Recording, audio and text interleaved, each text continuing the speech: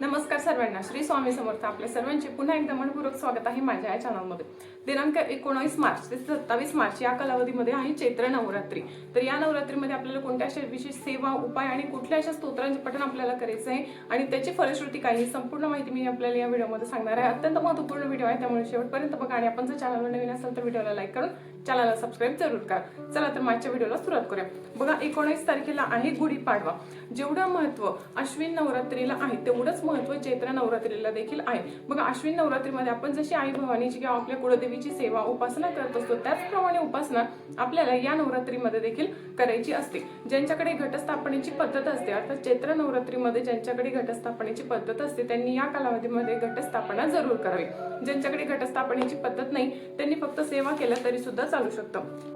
बघा चैत्र नवरात्रीची सुरुवात होणार आहे गुढीपाडव्यापासून, अर्थात 19 मार्च पासून ही नवरात्र सुरू होणार आहे आणि 27 मार्च पर्यंत चैत्र नवरात्री आहे. आपल्या केंद्रामध्ये चैत्र पौर्णिमेपर्यंत दुर्गा सप्तशतीचे पाठ केले जातात. तर त्यामुळे ज्यांना शक्य आहे त्यांनी चैत्र नवरात्रीच्या दिवशीपासून सुरू होते, अर्थात गुढीपाडव्यापासून चैत्र पौर्णिमेपर्यंत दुर्गा सप्तशतीचे 14 पाठ आपल्या घरामध्ये आवर्जून करावे. ते जर आपण संकल्पयुक्त केले तर अतिशय उत्तम.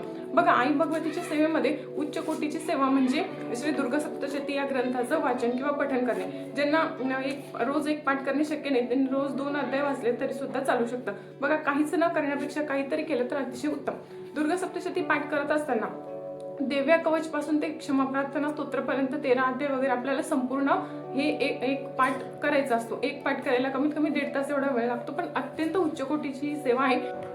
त्याचबरोबर नवार्णव मंत्र देखील आहे. तर नवार्णव मंत्राचं पठण किंवा जप देखील आपण या कालावधीमध्ये आवर्जून करायला पाहिजे. या मंत्राचा रोज जप केल्याने साधकाच्या शरीरामध्ये आई भगवतीचे दिव्य तेज हे प्रगट होत असतं आणि ते तेज त्याच्या शरीराच्या आणि त्याच्या शरीरामध्ये आणि डोळ्यामध्ये हे तेज हे स्पष्ट दिसत असतं. त्यामुळे ज्यांना शक्य आहे त्यांनी अनुष्ठानयुक्त या कालावधीमध्ये आपण नवार्णव स्तोत्राचं पठण देखील करू शकता. त्यानंतर आहे देव्या कवच. तर देव्या कवच हे आपल्या दुर्गा सप्तशतीचा जो ग्रंथ आहे त्या ग्रंथामध्ये हे कवच आपल्याला मिळून जाईल, अर्थात त्याला देवी कवच असं देखील म्हटलं जातं. तर या कवचाच्या पठणाने बघा मानवाला अपमृत्यू येणार नाही, त्याच्या सर्व व्याधी नष्ट होतील, कोणत्याही विषयाची बाधा त्याला होणार नाही, तसेच शाकिनी, डाकिनी, वेताळ इत्यादी दुष्ट दैत्यांपासून त्याचे सदैव संरक्षण होईल. त्यामुळे आपण दररोज देवी कवच हे आपण आपल्या नित्यसेवेमध्ये ऍड करून हे दररोज आपण वाचलंच पाहिजे. खूप महत्त्वपूर्ण असं हे स्तोत्र आहे. त्यानंतरचं स्तोत्र आहे अर्गला स्तोत्र.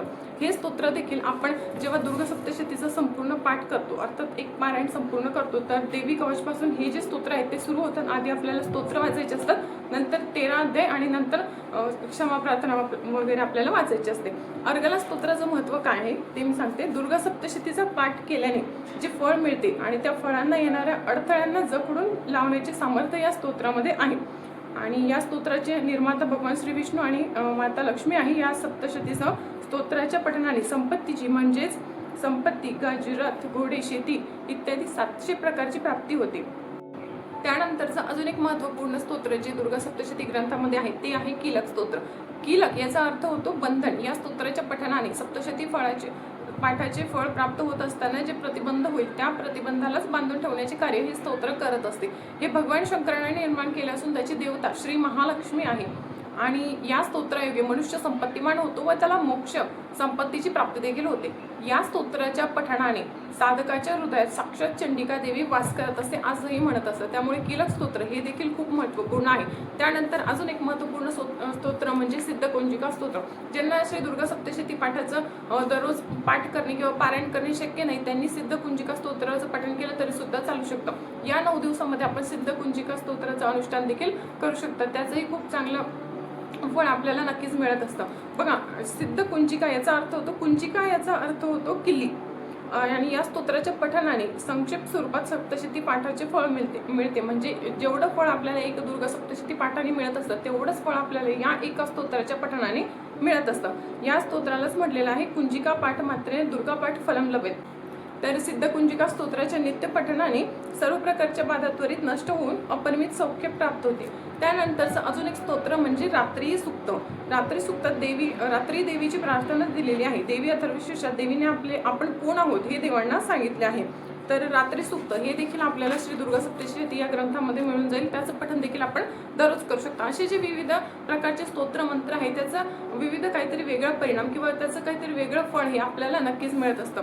महत्त्वपूर्ण म्हणजे या कालावधीमध्ये अर्थात 19 तारखेपासून ते चैत्र पौर्णिमेपर्यंत आपण 14 सप्तशतीचे पाठ केले तर अतिशय उत्तम. आपण रोज एक पाठ केलं तर 14 दिवसांमध्ये 14 पाठ आपली होऊन जातात. ज्यांना शक्य आहे किंवा ज्यांना काही आपल्या इच्छापूर्तीसाठी काही वेगवेगळ्या इच्छासाठी आपल्याला जर पारायण करायचं असेल तर अशा प्रकारे आपण दुर्गा सप्तशतीचे हे जे 13 अध्याय आहे त्याला संपुट लावून आपण हे पारायण आवर्जून करू शकतात. तर अर्थात संकट नाशनासाठी आणि आरोग्य आणि सौभाग्य प्राप्तीसाठी, बाधा शांतीसाठी, विवाहासाठी, तर अशा प्रकारे आपली जी इच्छा असेल तर त्या इच्छेप्रमाणे मंत्राचं संपुट लावून आपण दुर्गा सप्तशतीचं पारायण हे नक्कीच करू शकता. अर्थातच आपल्याला याचा खूप चांगलासा अनुभव हा नक्कीच आहे. बघा, ज्या व्यक्तीकडून दुर्गा कवच वाचले किंवा म्हटले जात नाही त्याच्यासाठी दुसऱ्या माणसाने हाताखाली पाण्याने भरलेले भांडे ठेवून त्या पाण्यावर हात ठेवून दुर्गा कवच म्हणायचं आणि ते पाणी त्या विशेष व्यक्तीला द्यायचं असतं. अशा रीतीने तीर्थ दिल्यास त्याचा उपयोग होतो असा अनुभव आहे.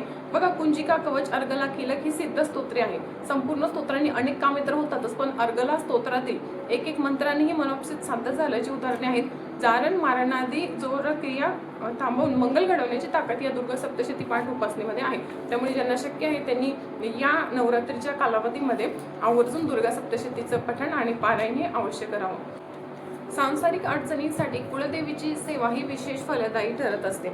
बघा, सांसारिक जीवनात येणाऱ्या समस्या जसे की आर्थिक प्रश्न, भांडणी, कोर्ट कचेऱ्यांबाबत दावे या अनेक समस्यांवरही उपासना रामबाण योजना आहे. या ग्रंथ आपल्या भारतामध्ये बऱ्याच वर्षापासून शक्तीची उपासना करण्याची पद्धत आहे आणि देवीची उपासना करण्याचे काही विविध मार्गही आहेत.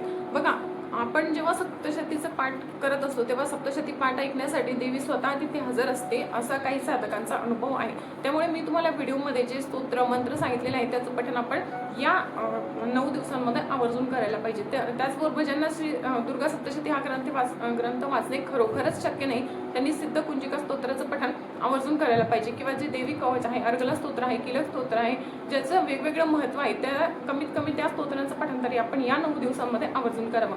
तर मी आपल्याला ज्या सेवा सांगितलेल्या आहेत त्यापैकी जेवढ्या जास्त सेवा उपासना आपल्याकडून करणं होईल तेवढ्या जास्त सेवा आणि उपासना या 9 दिवसामध्ये आपण आवर्जून करायचा नक्कीच प्रयत्न करा. अर्थातच याचा आपल्याला खूप चांगला असा अनुभव हा नक्कीच येईल. तर या व्हिडिओमध्ये फक्त एवढीशी पण अत्यंत महत्त्वपूर्ण माहिती मला आपल्यासोबत शेअर करायची होती. व्हिडिओ आवडला असेल तर व्हिडिओला लाईक करून चॅनलला सबस्क्राईब जरूर करा. श्री स्वामी समर्थ. धन्यवाद.